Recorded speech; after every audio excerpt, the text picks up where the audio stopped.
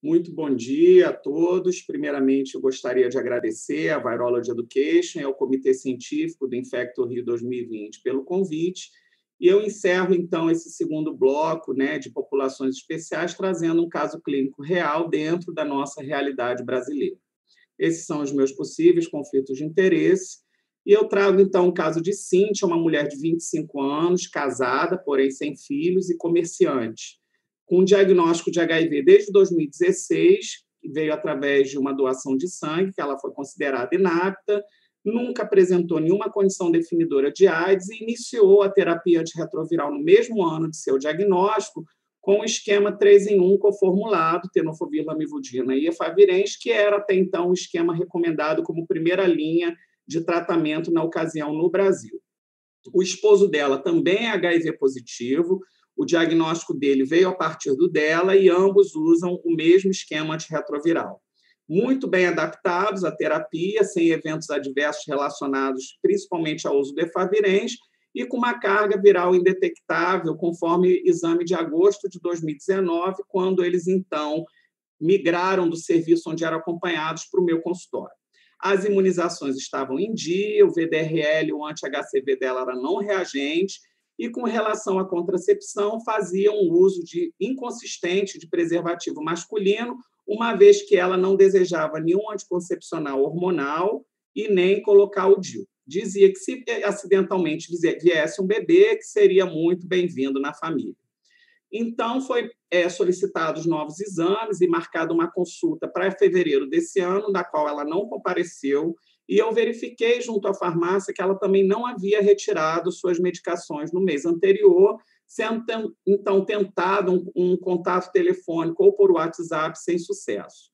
No mês seguinte, no entanto, a Cíntia retorna por demanda espontânea, informando que estava grávida de 6 semanas, que havia confirmado essa suspeita através de um teste urinário que ela comprou na farmácia, e então nós solicitamos um beta-HCG no sangue que confirmou a gestação e a ultrassonografia obstétrica foi realmente compatível com a idade de 6 semanas. Ao ser questionada sobre o fato de não ter pego as suas medicações no mês de janeiro, ela disse que estava tomando os comprimidos do esposo, o que certamente nos levou à suspeita de que provavelmente ou ele não estava tomando nada ou ambos estavam tomando de forma irregular. Foram iniciadas, então, as reposições de ácido fólico e ferro, e ela trouxe os seus últimos exames, mostrando, então, uma viremia baixa, porém detectável e significativa, o que demonstrava, então, uma falha virológica. Então, diante desse quadro, foi solicitada uma genotipagem e foi trocada a terapia antirretroviral. E aí a questão é por qual terapia trocar. Então, considerando-se um backbone de tenofovir e lamivudina, as opções recaem principalmente sobre a terceira droga, que poderia ser o dolutegravir, raltegravir, atazanavir, ritonavir, ou darunavir, ritonavir, lembrando que a zidovudina e lamivudina também poderia ser uma opção de backbone, e o abacavir não foi considerado, uma vez que a paciente estava falhando em uso de lamivudina e que a mutação 184V pode dar resistência cruzada ao abacavir. Então, recentemente, em agosto de 2020, a Conitec ela colocou uma proposta de atualização do nosso documento de prevenção de transmissão vertical de HIV e outras doenças para consulta pública, sendo que ela considera duas situações diferentes com relação ao HIV. Então, naquelas mulheres virgens de tratamento que desejam engravidar ou gestantes que estão virgens de tratamento, o esquema preferencial de início de terapia antirretroviral recai sobre o efavirenz como a droga de escolha, desde que tenha um resultado de genotipagem pré-tratamento, uma vez que os níveis de resistência primária não análogos no Brasil são considerados intermediários de acordo com a classificação da OMS. Caso o efavirenz não seja possível, a segunda opção, então, é lançar a mão do IPR, sendo o atazanavir o inibidor de protease de escolha e o darunavir reservado apenas para os casos de contraindicação ao atazanavir. O dolutegravir, por sua vez, ele também é recomendado, porém apenas após a 12ª semana de gestação e nunca em mulheres em idade fértil que pretendem engravidar. E o raltegravir, que até então era considerado uma droga de escolha no nosso PCDT, ficou então reservada apenas para gestantes que começam tardiamente a terapia antirretroviral e que têm alguma contraindicação ao uso do dolutegravir. Porém, naquelas mulheres que engravidam já tomando dolutegravir, que estão virologicamente suprimidas, como não há como fazer uma genotipagem, né, pelo SUS, porque não fazemos genotipagem de DNA proviral, então não dá para considerar o efavirenz como opção de troca. Então, se a mulher estiver com menos de 12 semanas, a primeira escolha seria o atazanavir, e se com mais de 12 semanas, o dolutegravir. Porém, o documento faz uma observação que se essa gestante chegar à consulta com mais de 8 semanas, ou seja, após o fechamento do tubo neural, que se considere realmente o risco-benefício de trocar o esquema contendo dolutegravir, uma vez que o período mais crítico já passou, e isso é um evento raro, então que se discuta com a mãe para dar autonomia dela decidir o que é melhor para ela. Então, conforme já foram apresentados, né, pela doutora Moffinson, as taxas atuais de risco de defeito de tubo neural a mulheres expostas ao dolutegravir na gestação na corte de CEPAMO, ela não é mais significativamente, estatisticamente significativa com relação a outros esquemas contendo outros antirretrovirais, o que reacendeu a discussão sobre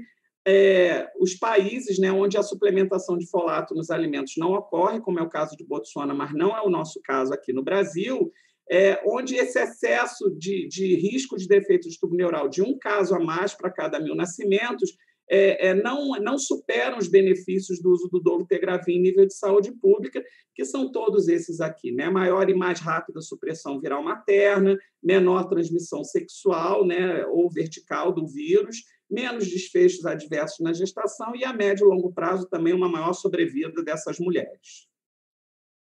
Vale lembrar também que, embora os defeitos, as anomalias congênitas sejam importantes de ser consideradas, elas representam apenas uma pequena parcela em todos os desfechos desfavoráveis possíveis de ocorrer na gestação, né? E até na primeira infância dessas crianças. Então, no Congresso Virtual de AIDS desse ano, em julho, foram apresentadas, então, essa meta-análise aqui de 5 estudos importantes na África subsaariana, incluindo gestantes, onde se mostrou, por exemplo, que o efavirenz, considerado uma droga segura na gestação, esteve associado a um risco absoluto de prematuridade 4% maior em relação ao braço do dolutegravir.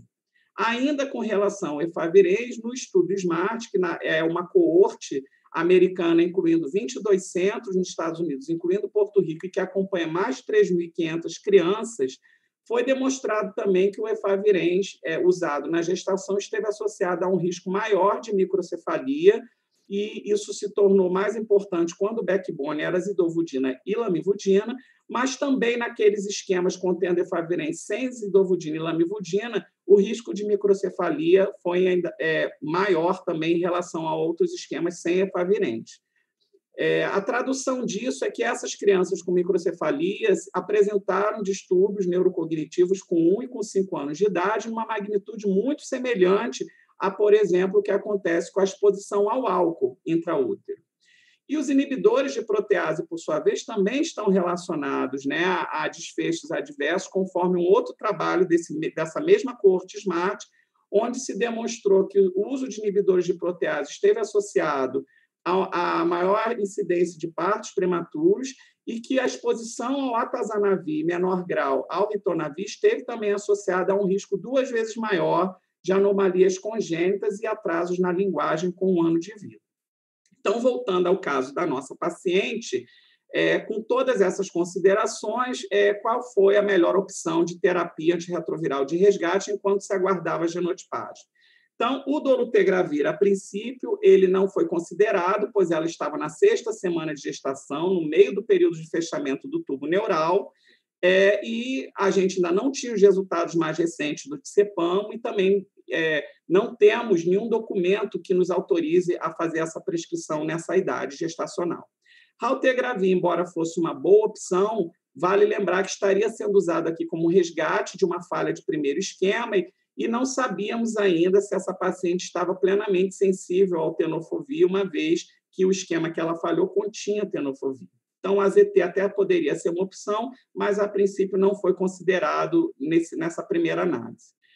Então, a terceira opção seria o atazanavir, que seria também uma droga de escolha, de acordo com o nosso PCDT, mas aí A paciente é que se mostrou relutante pela possibilidade de icterícia, uma vez que ela trabalhava no comércio e as pessoas não sabiam do seu diagnóstico. Então, a melhor opção escolhida foi o tenofovir lamivudina com darunavir e ritonavir, lembrando que a dose do darunavir e ritonavir na gestação deve ser a dose de 600/100 miligramas 2 vezes ao dia, e foi o esquema que a paciente começou como resgate. Posteriormente, nós recebemos o resultado da genotipagem, mostrando, então, que ela realmente havia selecionado resistência para o efavirenz, para os não análogos, e também para a lamivudina, e que o tenofovir estaria plenamente ativo. Após a troca do esquema, ela evoluiu com retorno à indetectabilidade da carga viral, porém, em junho desse ano, com 18 semanas de gestação, ela teve uma queda importante na contagem de CD4, quando, então, ela compareceu à consulta apresentando sintomas sugestivos de tuberculose e com uma viragem de PPD de 13 milímetros. Ela dizia que o seu esposo já também estava com os mesmos sintomas, iniciados um pouco tempo antes que ela, e que ele trabalhava no sistema carcerário.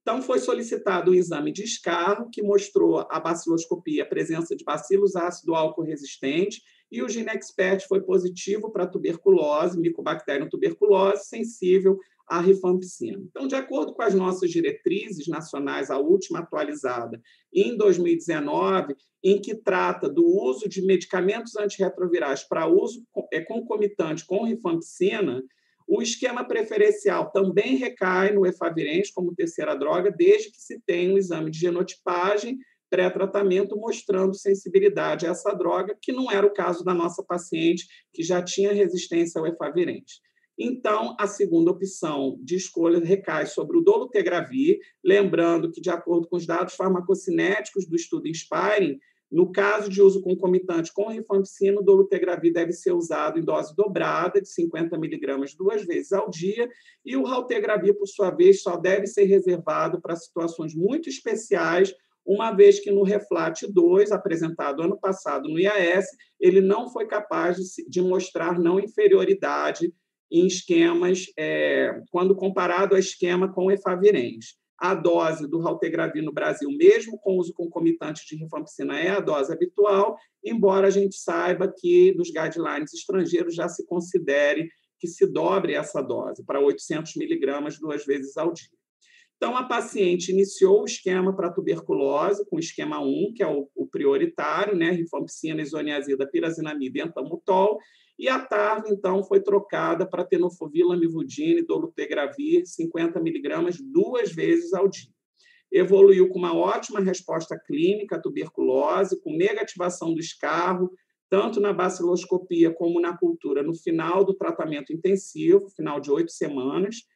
manteve supressão virológica e recuperação imunológica, conforme vocês observam aqui nos exames de outubro, e atualmente encontra-se na 38ª semana de gestação, muito bem, ansiosa pelo nascimento do seu bebê. Eu gostaria de agradecer a atenção de todos e me coloco à disposição para eventuais dúvidas na nossa próxima atividade, que é o debate. Muito obrigado.